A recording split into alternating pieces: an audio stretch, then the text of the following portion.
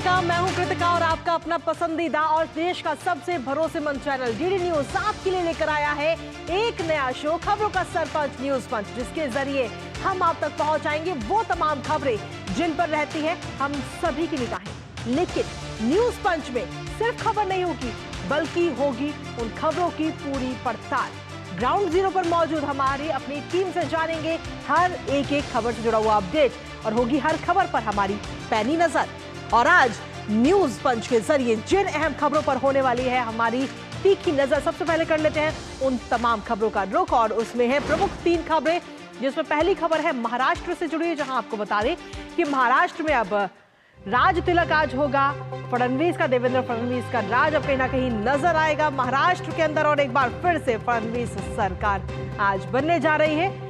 इसके साथ ही इस पर विस्तार से बात करें, लेकिन दूसरी खबर होगी आम आदमी पार्टी के विधायक से जुड़ी हुई, पहले बेल और फिर जेल।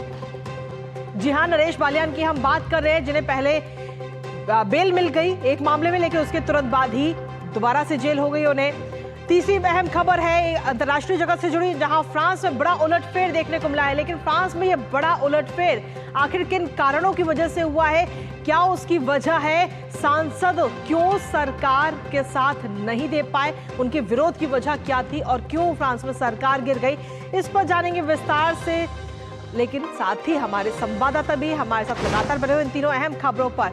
और इसके साथ ही जो अहम खबर है, प्रमुख खबर के साथ न्यूज पंच की कर लेते हैं शुरुआत, जो है महाराष्ट्र से जुड़ी। जी हाँ, आज जहां हम सभी की निगाहें इस पर टिकी होने वाली। आज महाराष्ट्र में मुख्यमंत्री शपथ लेते हुए नजर आएंगे। महायुति की प्रचंड जीत के 13 दिन बाद आज नई सरकार का गठन होगा और देवेंद्र फडणवीस तीसरी बार महाराष्ट्र के सीएम के रूप में शपथ लेंगे।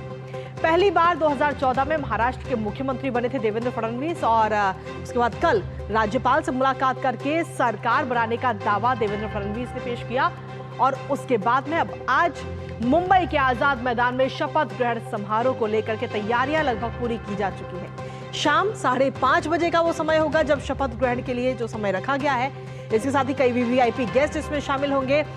इस दौरान जो पूरी तस्वीरें हैं वो आप तक पहुंचाएंगे। इसके साथ ही शपथ ग्रहण को लेकर कैसी हैं वहां की तैयारियां और कितना भव्य आज के इस कार्यक्रम को बनाया जा रहा है, उसकी तस्वीरें भी आपको दिखाएंगे। लेकिन उससे पहले ग्राफिक्स के जरिए एक नजर डाल लेते हैं इस वक्त महाराष्ट्र की हलचल को लेकर के और साथ ही आज के कार्यक्रम को लेकर ग्राफिक्स के जरिए एक नजर डालते हैं।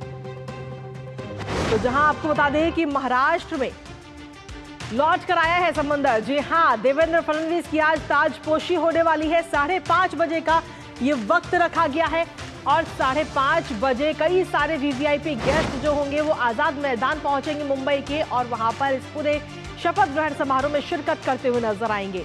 तो आज की नजर सीधे तौर पर रहेगी मुंबई के इस आजाद मैदान में। लेकिन फडणवीस ने राजनीति को नया आकार दिया है और किस तरीके का ये आकार दिया गया है वो ग्राफिक्स के जरिए हम आपको बता रहे हैं। सेवा का अधिकार अधिनियम लागू करने की घोषणा देवेंद्र फडणवीस की तरफ से की गई थी, जिसने उनकी एक अलग पहचान बनाई। साथ ही आपले सरकार योजना की शुरुआत देवेंद्र फडणवीस की तरफ से की गई और इस योजना का जो सीधा असर है वो जनता पर एक अलग पड़ता हुआ नजर आया। अपराध और अपराध ट्रैकिंग नेटवर्क और सिस्टम का भी उद्घाटन देवेंद्र फडणवीस की तरफ से किया गया। साइबर प्रयोगशालाओं और ग्राम डिजिटलीकरण का भी शुभारंभ देवेंद्र की तरफ से किया गया है। तो ऐसे में ये तमाम वो अहम फैसले और जिन्होंने देवेंद्र फडणवीस को एक अलग पहचान दी है। छत्रपति शिवाजी महाराज कृषि सम्मान योजना की भी उन्होंने शुरुआत की थी। तो कहीं ना कहीं ये वो अहम कदम जो देवेंद्र फडणवीस की तरफ से उठाए गए हैं। इसी के साथ में अपने संवाददाता से बात कर रहे थे। इस वक्त हमारे सहयोगी हमारे साथ जुड़ रहे हैं मुंबई से, योगेश शीतल, सीधा उन्हीं का रुख करेंगे। योगेश, मुंबई का आजाद मैदान जो है वो सजकर तैयार हो चुका है, भव्य समारोह है, कई सारे वीवीआईपी गेस्ट वहां पर पहुंचेंगे। सीधी तस्वीरें वहां की दिखाइए और साथ ही क्या कुछ तैयारियां।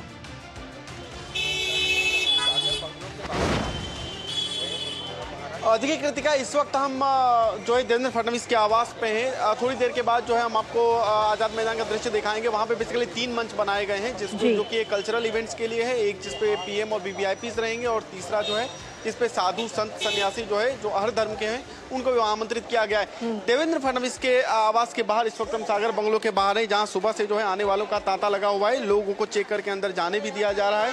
कई लोग मिले। देवेंद्र फडणवीस यहां से निकलेंगे, थोड़ी देर में वो यहां से निकलेंगे और यहां से वो सीधे सिद्धि विनायक मंदिर जाएंगे। जैसा कि पार्टी के कार्यकर्ताओं से जुड़ा हुआ जो सूत्र है वो बता रहे हैं कि यहाँ से सिद्धि विनायक जाएंगे, वहां पे पूजा पाठ करके फिर वो आगे के जो दिन का कार्यक्रम है वो चलेगा। इसके अलावा यहाँ से करीब 400 मीटर की दूरी पर अजीत पवार का आवास है, जहां पे इस वक्त बैठक चल रही है एनसीपी एमएलएज की। साथ ही वर्षा बंगलों पे, जहां पे की कार्यवाहक मुख्यमंत्री एकनाथ शिंदे जो हैं, वहां पे भी बैठक चल रही है। शपथ ग्रहण कार्यक्रम के बारे में आपको संक्षेप में बता दूं, 5:30 का ये समय है। करीब आधे घंटे के बीच में जो कार्यक्रम रखे, क्योंकि 5:57 का शुभ मुहूर्त जो है वो माना जा रहा है, वो जो सूचना मिल रही है उस हिसाब से। और काफी भव्य तरीके से सजाया गया है। मुंबई पुलिस ने कई सारे बंदोबस्त किए हैं, कई सारे ट्रैफिक रूट्स को बदला गया है और कई सारी जो एडिशनल सर्विसेज हैं वो भी वहां पे दी गई है, इंश्योर करने के लिए कि किसी को कोई दिक्कत ना हो, क्योंकि बड़ी संख्या में 40,000 से ज्यादा लोगों के आने की अपेक्षा है। कार्यकर्ता होंगे, वीआईपी मूवमेंट से, तो उसको लेकर ट्रैफिक डाइवर्ट और नए नए रूट जो है वो भी वहां पर किए गए। गतिविधियां तेज है। यहाँ पे जो अलग अलग पार्टी के जो पार्टी के नेता हैं, उनका यहाँ पे आना जाना लगातार इस वक्त शुरू है। जी कृतिका। ठीक है योगेश, एक चीज और आपसे जानना चाहेंगे कि मुख्यमंत्री के नाम की घोषणा तो कल कर दी गई थी, लेकिन इसके साथ ही सवाल अभी भी लगातार बरकरार है कि उप मुख्यमंत्री के पद को लेकर भी क्या शपथ आज होगी? क्या अभी तक किसी प्रकार के नामों पर मोहर लग पाई है?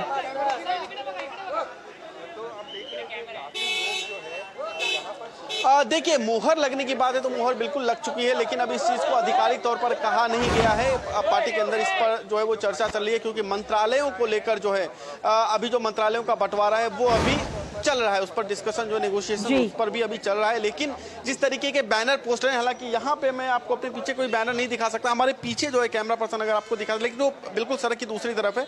तो जहाँ पे जो बैनर है उसमें मुख्यमंत्री और उप मुख्यमंत्री तीनों की जो तस्वीर है वो वहां पे लगी हुई है। अभिनंदन जो पार्टी के कार्यकर्ताओं के द्वारा जो पोस्टर्स बनाए जाते हैं, पूरे अभिनंदन जो है, अगर आप सीएसटी से चलेंगे तो आपको सीएसटी कामा रोड होते हुए, हॉस्पिटल रोड होते हुए, आपको हर जगह मुंबई में तीनों ही नेताओं के पोस्टर दिख रहे हैं, जहां पे उप मुख्यमंत्री के रूप में उनको स्वागत भी किया गया है। तो ये माना जा रहा है कि तीनों जो है शपथ तीनों का होगा।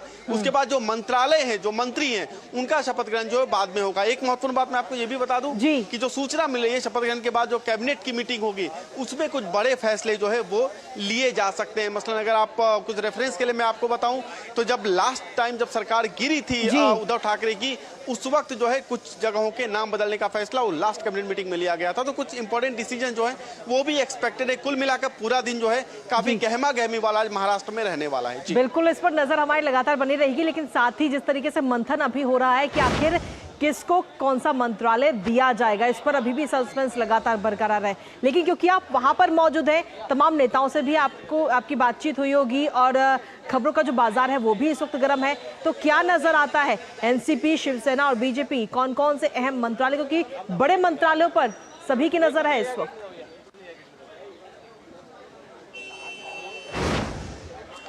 देखिए, मंत्रालय में 2 पॉइंट है। पहला यह है कि जब सरकार 2022 में गिरी थी उद्धव ठाकरे की, तो उस वक्त जो शिवसेना के मंत्री थे, जो कि बाद में शिफ्ट हो गए एकनाथ शिंदे की तरफ से, जब नई पार्टी एकनाथ शिंदे ने शिवसेना, बेसिकली एकनाथ शिंदे की शिवसेना हो गई, तो उस वक्त जो भी मंत्री थे, चाहे वो दादा भूसे हो, चाहे वो उदय सामंत हो, चाहे वो और कोई भी मंत्री हो, तो वो जो मंत्री थे वो सब चाह रहे हैं, जो एकनाथ शिंदे शुरू से कहते आ रहे हैं कि उन्होंने जो सरकार जो वो अलग हुए थे शिवसेना से, तो विचारधारा की वजह से अलग हुए थे, क्योंकि मंत्रालय तब भी उनके पास था और सारी जो रिसोर्सेज थे वो भी थे। लेकिन चूंकि जो बाला साहब ठाकरे की विरासत है, इससे कॉम्प्रोमाइज किया था उद्धव ठाकरे ने, इसके लिए वो अलग हो गए थे। तो जो मंत्रालय है वो कोशिश है कि वो मंत्रालय जो भी विधायक उस वक्त थे, जिनको मंत्रालय मिला था शिवसेना के अंतर्गत, वो जो है उनको वो मंत्रालय मिले। ये पहली बात है। दूसरी बात, जो गृह मंत्रालय की बात है, ये देखिए, गृह मंत्रालय पे कहा जा रहा है कि वहां पे रिंकल्स हैं, जिसको लेकर आयरन आउट करने की कोशिश की जा रही है।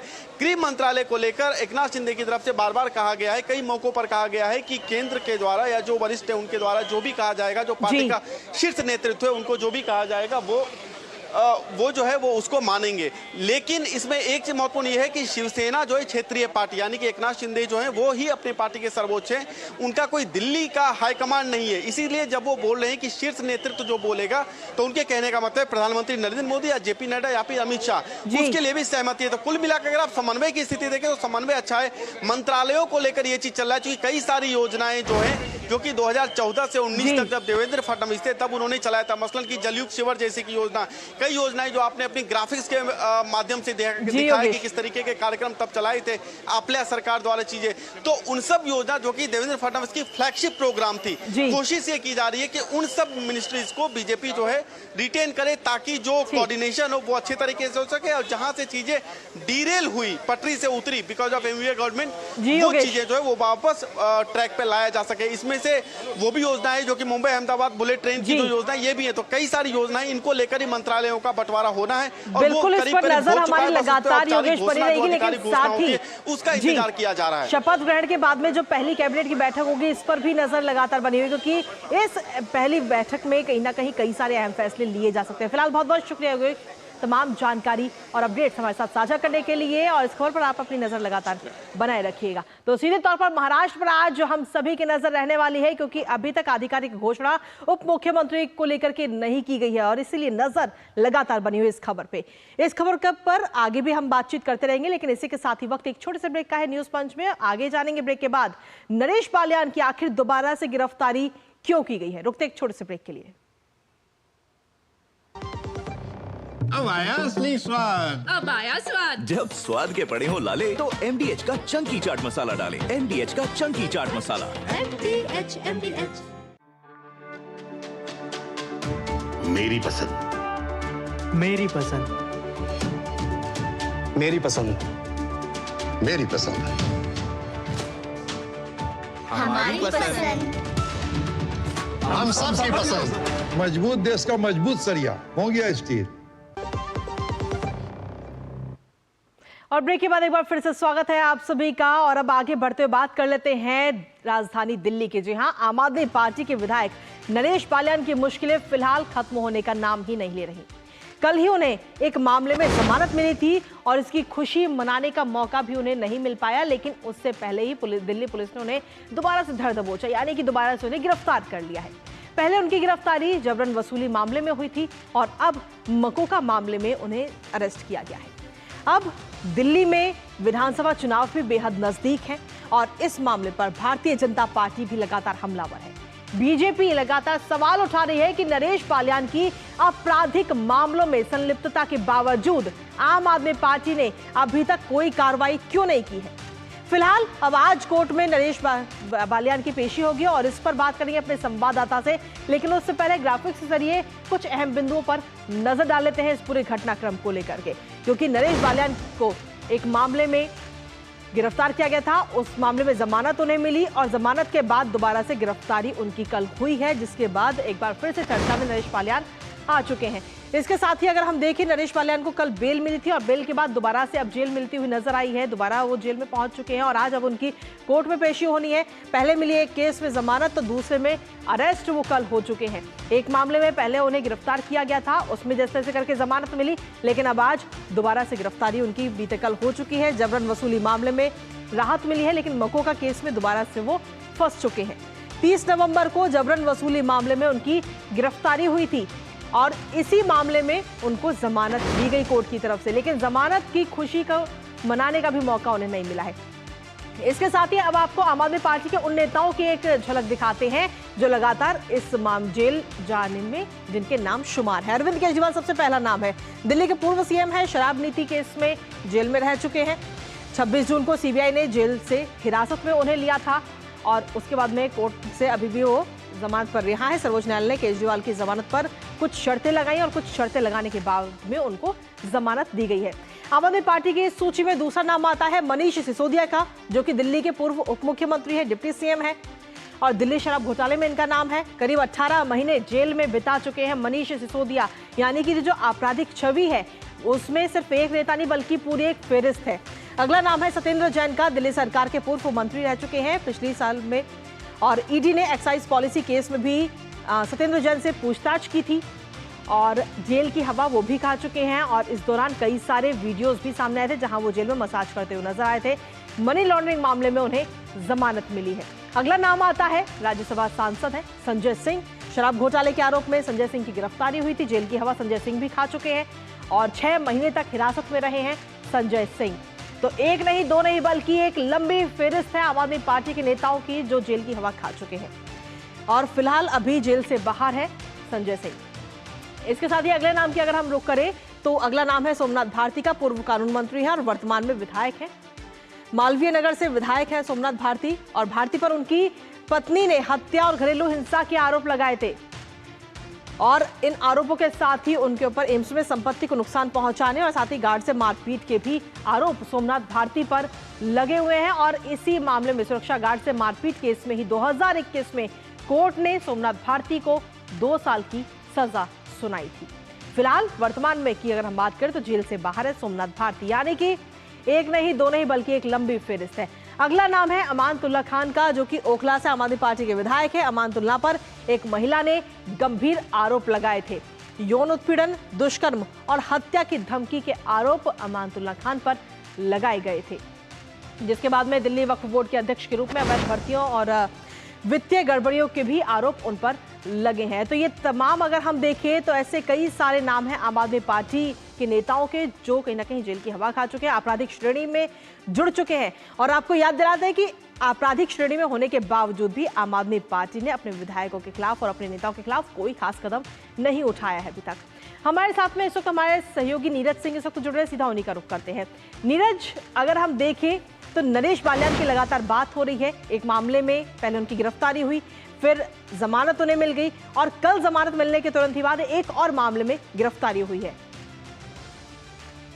देखिए, बिल्कुल गिरफ्तारी हुई है और मकोका के तहत नरेश बालियान की ये गिरफ्तारी हुई है। और ये इसलिए महत्वपूर्ण हो जाता है कि आप देखें कि पहले जबरन वसूली के मामले में दिल्ली पुलिस ने उनको गिरफ्तार किया था और जब दिल्ली पुलिस गिरफ्तार करने के बाद, पूछताछ करने के बाद उनको कोर्ट में पेश किया तो कोर्ट ने उनको जमानत दे दी। लेकिन उसके बाद मकोका जो कानून है उसके तहत नरेश बालियान को दिल्ली पुलिस की क्राइम ब्रांच ने गिरफ्तार कर लिया और आज दिल्ली पुलिस की क्राइम ब्रांच उनको स्पेशल मकोका कोर्ट में पेश करेगी और जहां से रिमांड पर लेने की जो कोशिश है दिल्ली पुलिस की रहेगी। और दिल्ली पुलिस का ये कहना है कि नरेश बालियान की जो भूमिका है वो काफी गंभीर है, क्योंकि जिस तरीके से गैंगस्टर कपिल सांगवान के साथ उनका जो ऑडियो रिकॉर्ड सामने आया था वो वायरल भी हुआ था।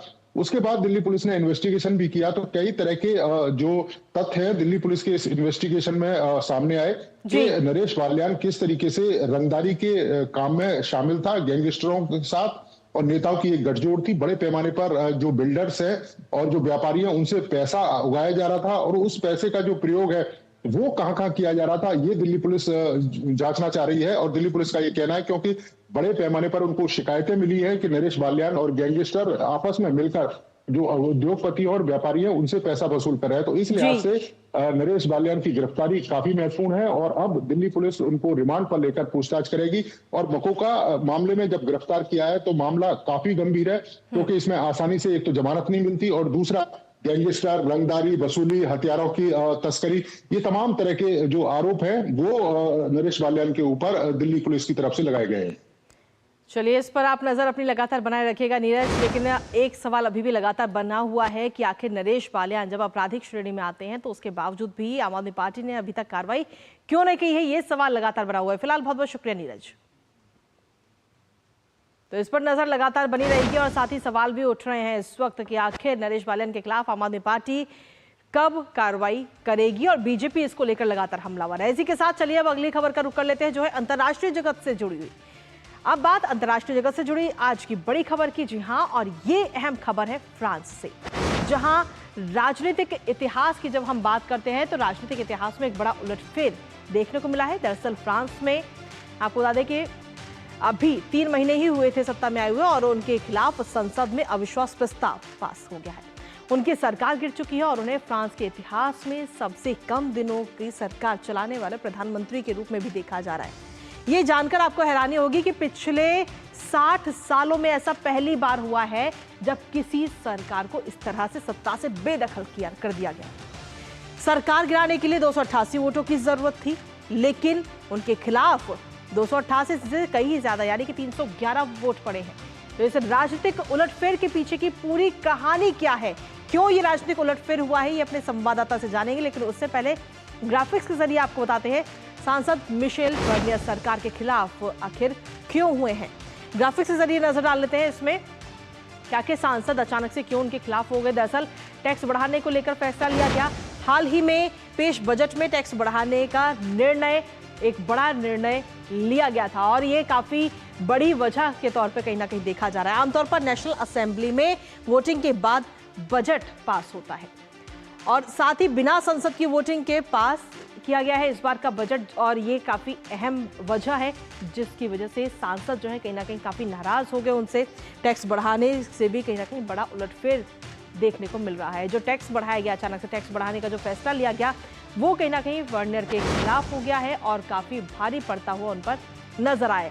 लेकिन साथ ही अगर राजनीतिक संकट की हम बात करें तो इस राजनीतिक संकट से निकलना अभी फिलहाल आसान नहीं नजर आ रहा है, क्योंकि हम देखें कि मैक्रोन के फैसले से स्थिर सरकार के गठन की संभावना अब काफी कम नजर आ रही है और ऐसे में उसका असर क्या होगा उस पर भी हम बात करेंगे। विभाजित नेशनल असेंबली के सामने मैक्रोन के पास सीमित विकल्प है, कोई बहुत ज्यादा उनके पास में ऑप्शंस नहीं है।